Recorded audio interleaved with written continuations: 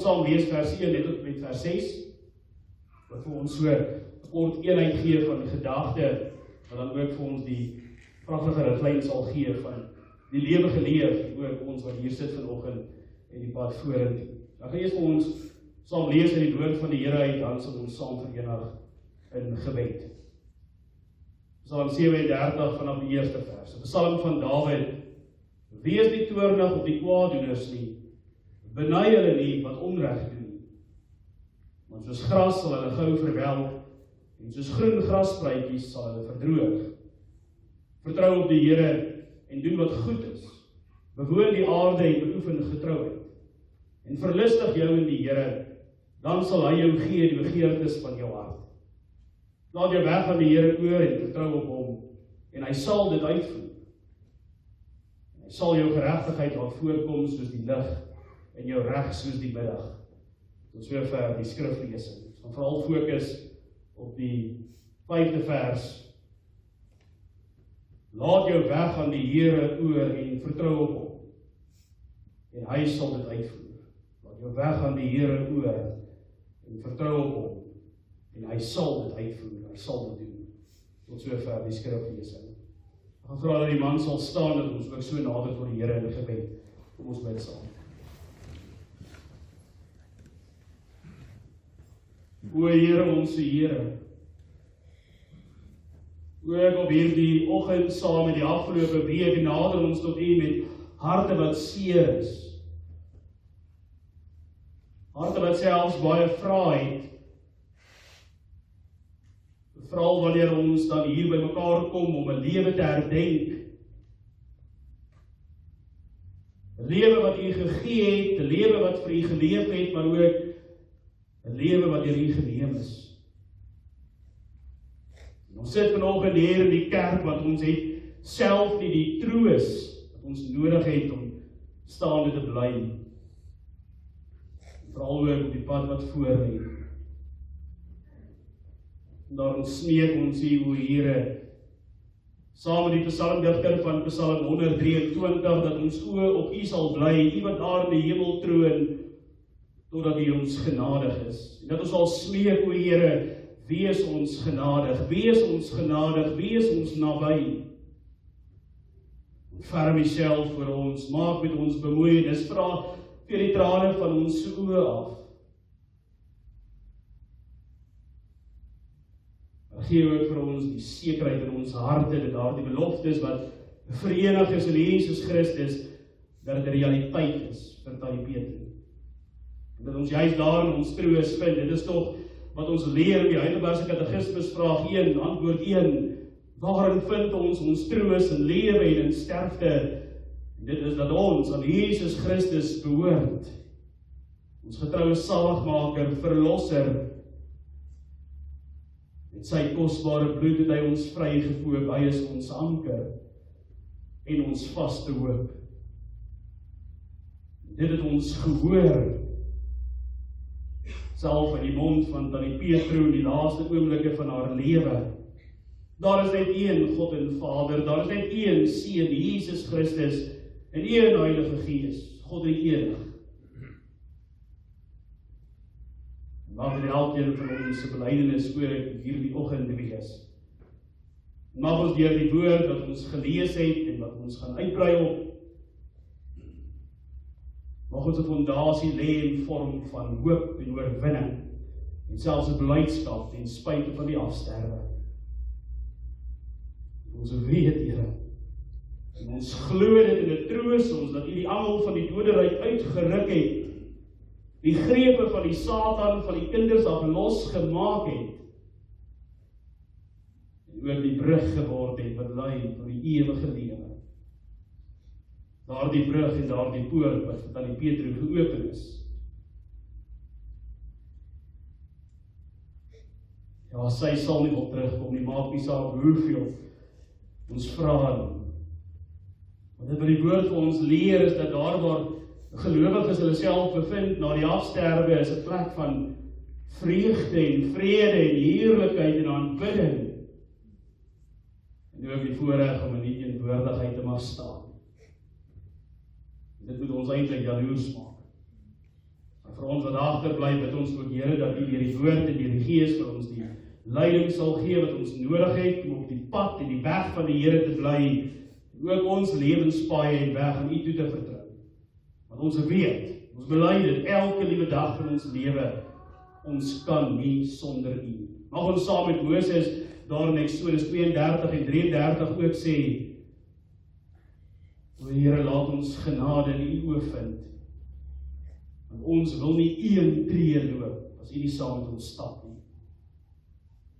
Mag die familie, die broers, die suster, hulle familie, die geliefdes, kleinkinders en agterkleinkinders en vriende, gemeentelede ook dit beleef. Here, ek wil nie een tree gee. Die pad wat voor lê as U nie saam met my loop nie. Want ek kan nie. En U is genoeg. Die genade is genoeg. Die bloed van die Jesus Christus is genoeg. Die werk van die Heilige Gees is genoeg. Dit sal ons in staat om te bly, mag dit van elkeen van ons gesê word. Baie dankie dat ons die voorreg gehad het om ook hierdie lewe van Tannie Petrus te kan aanskou. En mag ook dit hoe sy geleef het vir ons elkeen iets besonders beteken, veral hierdie laaste oomblikke van haar lewe. Help dat ons elkeen ook standvastig sal bly in ons geloof en vir diegene wat nog tekort skiet, ook vanoggend. Dat deur hierdie geleentheid van die aanhoor van die woord, hulle harte ontvanklik en geaktiveer sal word. Vir U werk, U evangelie, die verlossing in Jesus Christus. Ek wil dit alleen in die naam van die Jesus Christus, ons saligmaker en verlosser, met die troostvolle inwerking van die Heilige Gees. Amen.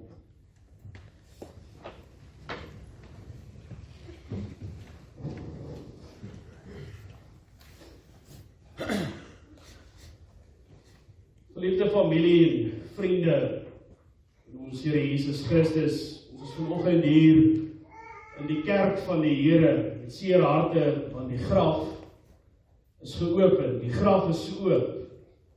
Die liggaam van ons geliefde Tannie Petrus Staarbaak is hier by ons, saam met ons hier in die kerk, maar nie soos ons dit geken het, nie soos wat ons dit sekerlik graag nog sou wou gehad het.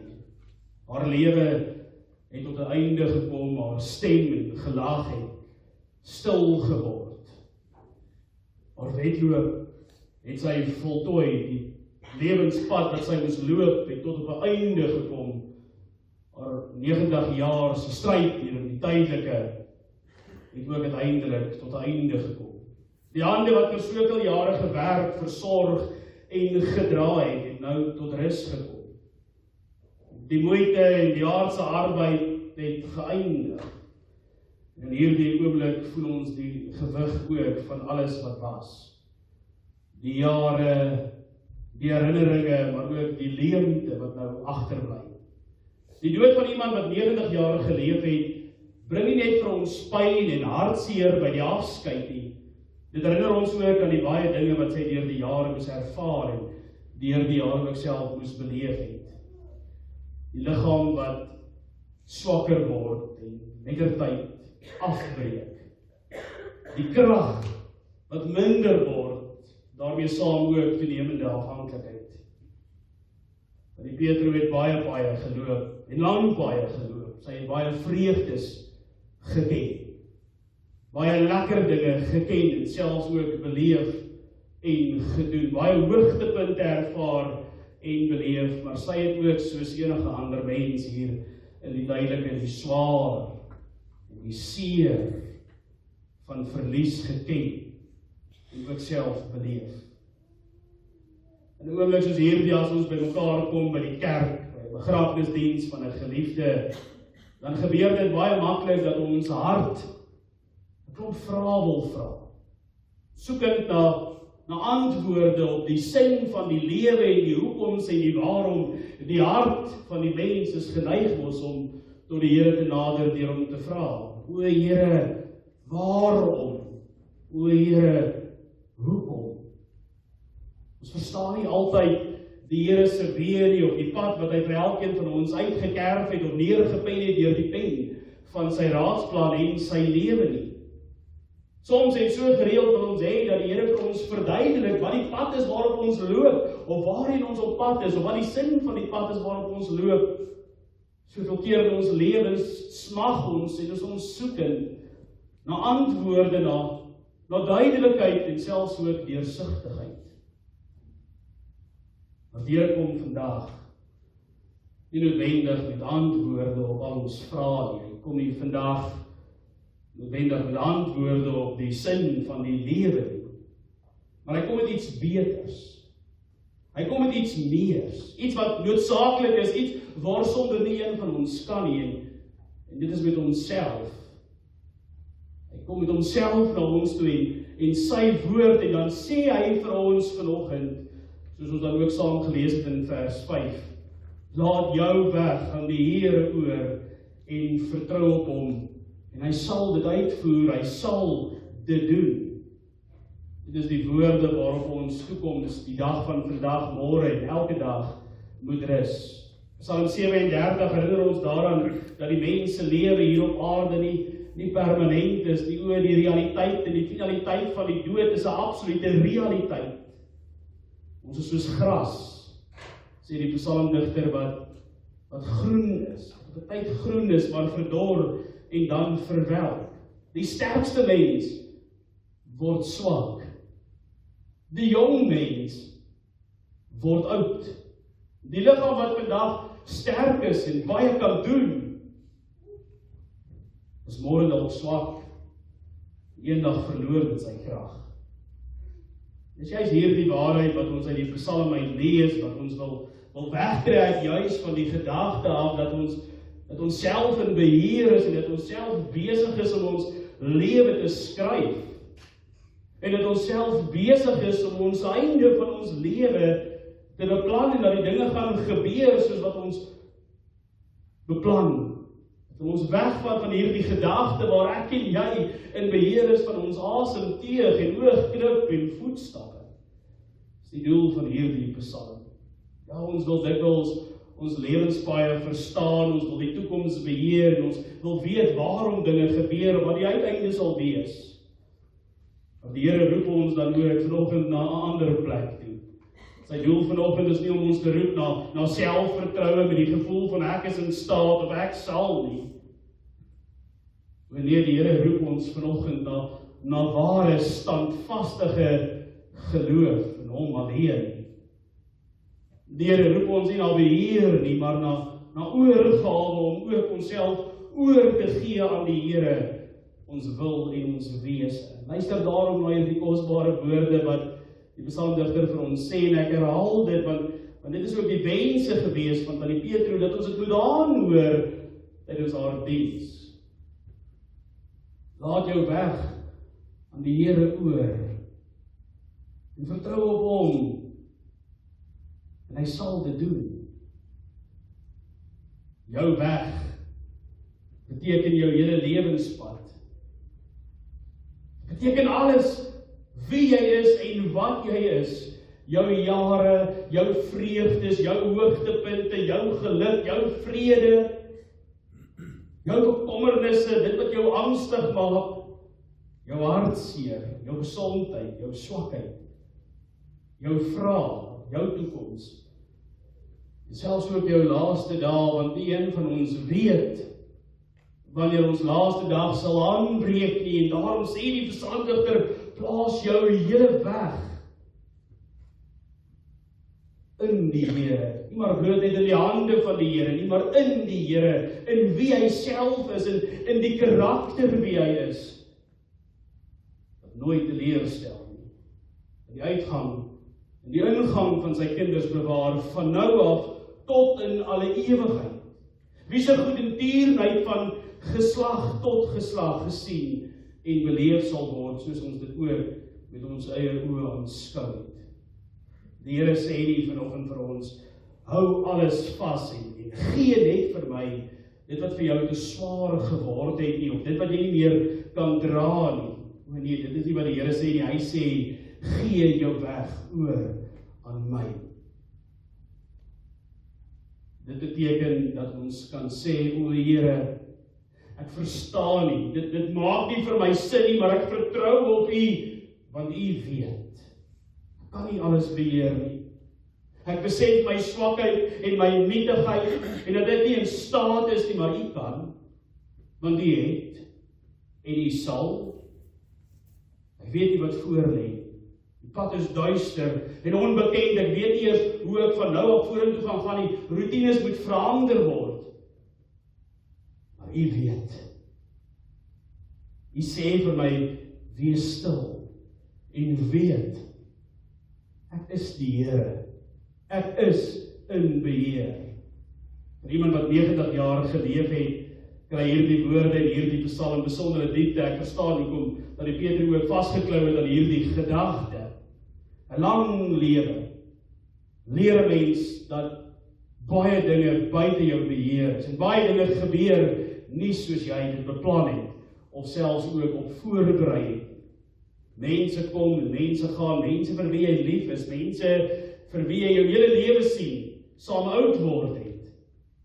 Omstandighede verander. Jou liggaam verander. Jou verstand verander. En uiteindelik kom 'n mens op 'n punt waar jy alles moet loslaat en alles net bloot laat gaan. Soos iemand wat hulle laaste asem uitblaas in die teenwoordigheid van die lewende God.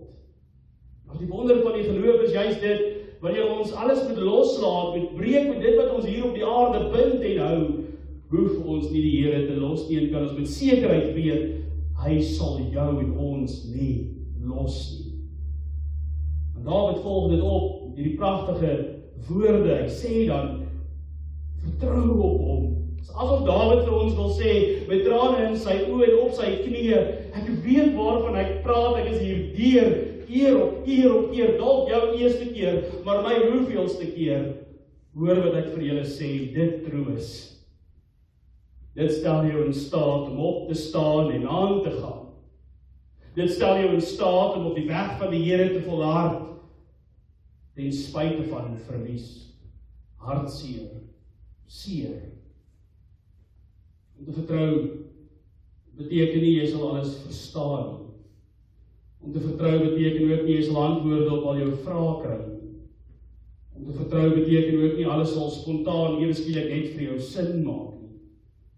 Om te vertrou beteken ook nie dat jy nooit deur moeite en verdriet, hartseer en verlies sal gaan nie. Nee, wat wel beteken is dat jy jou volle gewig op God moet plaas. Wanneer jou kragte nie meer genoeg is nie, jy weet nie meer hoe om aan te gaan nie, dit is om te sê, o Here, al werk die dinge nie uit soos wat ek beplan het nie, en soos ek gehoop het nie, en soos ek voor gebid het nie. Ek weet, U is met my ergens op pad heen, en ek vertrou dat dit die regte pad is, dat dit die regte weergawe van my lewe is. Vertroue is om te kan bely, saam met die skrywer van Korintiërs, Paulus, as hy sê in 1 Korintiërs 10 vers 13, ek weet, Here, al voel dit nie altyd so nie, al voel dit nie vandag so nie, ek sal nie hoe my kragte versoek word nie, en daarmee saam sal U vir my die uitkoms gee, en selfs ook die uitkoms wees. Dit is wat vertroue is, al gaan die dinge nie klop, disselboom nie, al kry ons hindernisse en groot hartseer in ons lewens. Ons plaas selfs dit in die dag van môre in die hande van die Here. Dan kom hy met hierdie wonderlike belofte, soos vers 5 eindig, en hy sê, hy sal dit uitvoer, hy sal dit doen. Hy sê nie vir ons, o my kind, ek gaan probeer om my beste te gee nie, of ek sal probeer om dit op so 'n manier te laat uitspeel, dat die goeie daardeur sal gesien en ervaar word nie. Hy sê eenvoudig vir ons, hy sal dit doen. Hy sal sy werk voltooi, dit wat hy begin het. Hy sê vir ons, ek sal my kind dra. As jy terugkyk en jy sien een ry voetspore, soos wat die Petrus dalk ook in haar lewe beleef het, is dit nie haar voetspore wat die volle las van haar seer moes dra nie, o nee, dis die voetspore van God wat getrou bly in sy seun Jesus Christus, en ons dra, en ons dra, en ons dra, en hy word nie moeg, en hy word nie mat nie. Dit is wat die woord vir ons leer, dit is wat Dawid vir ons sê, ons aanbid 'n God wat getrou bly aan sy woord, hy is waarheid, en hy doen die waarheid, en hy bly getrou aan sy kinders, of dit 1 en of dit 90 jaar is, ongeag die ouderdom, hy verander, die mens verander, omstandighede verander, maar hy bly dieselfde, tot in ewigheid. Dis die Alfa en die Omega, die begin en die einde, sê die Here vir ons. Hy dra ons wanneer ons krag min is. En hy maak seker sy belofte sal in vervulling gaan, selfs wanneer die pad deur die donkerte van die dood gaan en die dal van doodskade weer oor ons val, hy bly getrou tot in ewigheid. Hierdie woorde wat ons dan uit die Psalm uit geleer het vanoggend, kry groot en volle betekenis, en niks en niemand anders nie as ons verlosser Jesus Christus. Die God aan wie ons weg toe vertrou, is die God wat homself in Christus Jesus aan ons gegee het, is dieselfde God en Christus wat aan die Petrus belei het, die laaste gesprek en besoek wat hy by haar gehad het. Daar is net een God en Vader, een Seun Jesus Christus en een Heilige Gees. Dit is die God wat is en wat was en wat sal. Die God wat by die graf van sy vriend Lazarus gesê het, waar Jesus self sê, ek is die opstanding en die lewe, en wie in my glo sal lewe, al het hulle ook gesterwe. Wat 'n troos. Wat 'n troos, hoor ons nie vanoggend in die kerk nie, dat die dood het nie meer die laaste sê oor 'n gelowige se lewe nie, dit is nie die eindbestemming nie, dit is nie die finale hoofstuk nie. Die graf is nie die einde vir iemand wat aan Christus behoort nie, want Christus Jesus het self die graf binne gegaan, die dood en die straf op ons sondes gedra, en na die 3de dag uit die dode uit opgestaan het. Vertel die Petrus, vir jou en vir my. Die lydingsweg geloop, sodat die volle gloed van God se oordeel oor die sonde gedra sal word vir diegene wat aan God behoort. Dat er opgewondenheid en 'n blymoedigheid en 'n dankbaarheid kan wees ook op 'n dag soos hierdie. U is genoeg. Dankie vir dit wat U vir die Petrus ook vir ons gedoen het. Daarom kan Petrus self sê die lewe wat hy geleef het in Filippense 1 vers 21, as hy sê die lewe is Christus en die sterwe 'n wins, want al wat hy wou gedoen het was om vir die Here te sterf. Hy sê dit self, ek kon nie wag dat my lewe as 'n drankoffer uitgegiet word nie. Ek kon nie wag om by die Here te wees nie. Dit moet ons nie bang maak nie. Dit moet ons nie ontstel of bedroef maak nie, sê die Here. Dit moet ons opgewonde maak. Die Petrus wat ons voorgegaan het is by die Here. Die God wat getrou bly aan sy beloftes. Die dood is vir die gelowige nie 'n sprong in die onbekende nie. Dit is om deur die donker vallei te gaan met die hand van die Here wat jou vashou, soos Psalm 23 vir ons leer. Maar ja, vandag, as ons hier by mekaar is, dink ons aan die lang pad wat aan die Petrus Starbak geloop het. 90 jaar. 90 jaar van lewe. 90 jaar van herinneringe, vreugde en selfs verdriet. 90 jaar waarin sy baie dinge moes aanvaar het. Baie dinge moes losgelaat het, baie dinge mee saam moes geleef het. Veral hierdie laaste paar jare van haar lewe waar haar liggaam al swakker en swakker en swakker geword het. Die verstand redelik helder, maar die liggaam moeg. Die krag het minder geword en die afhanklikheid groter en groter. Dinge wat vroeër maar net vanselfsprekend was, wat algemeen aanvaarbaar was, het moeiliker geword. Maar juist daar waar haar krag minder geword het, daar waar haar verganklike liggaam afgebreek het, word die waarheid van God se genade soveel groter en soveel meer sigbaar. Die Here leer ons om hom te vertrou wanneer ons hande leeg is. Die Here leer ons om hom te vertrou wanneer ons liggame moeg is.